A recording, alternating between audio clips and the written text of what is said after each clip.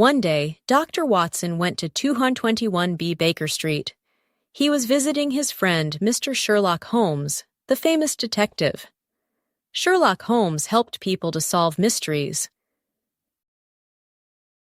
Sherlock Holmes was talking to Mr. Jabez Wilson, a man with bright red hair. "Please join us, Dr. Watson," said Sherlock Holmes.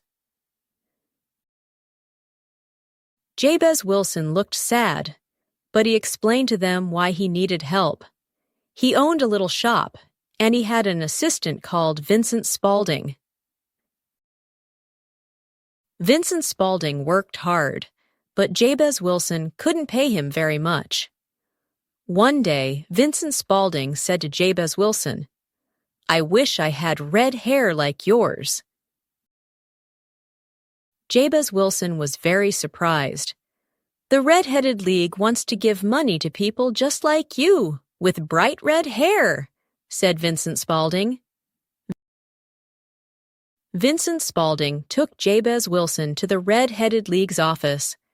There were hundreds of people with red hair in the street, all waiting to get in. The Red-Headed League told Jabez Wilson that he could join them. They would pay him well, but he had to spend time every day in their office, doing strange jobs. A few months went by. One day, Jabez Wilson came to the office, but it was closed.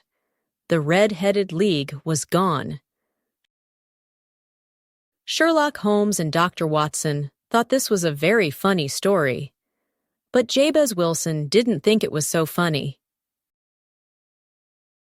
"Let's investigate, Dr. Watson," said Sherlock Holmes.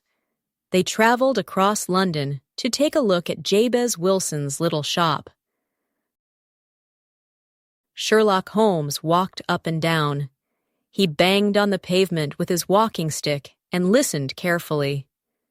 Then he knocked on the door of the shop. Vincent Spaulding came to the door.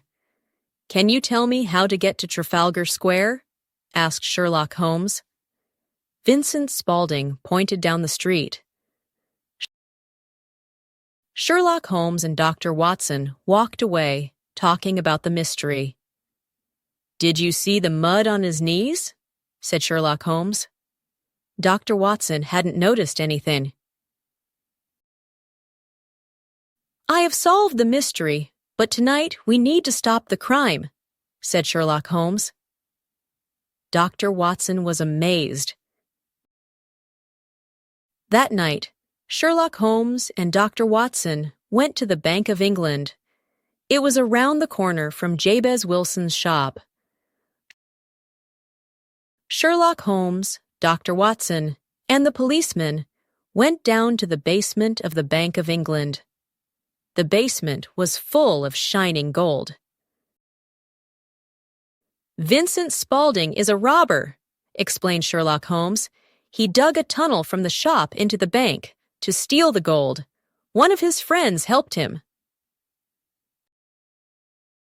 Sherlock Holmes, Dr. Watson, and the policeman waited and waited in the dark. Suddenly, Vincent Spaulding climbed out of a hole in the floor. "You're under arrest!" shouted Sherlock Holmes and Dr. Watson. The policeman grabbed hold of Vincent Spaulding and his friend. Sherlock Holmes and Dr. Watson went back to Baker Street. "Vincent Spaulding had muddy knees because of all the digging," explained Sherlock Holmes.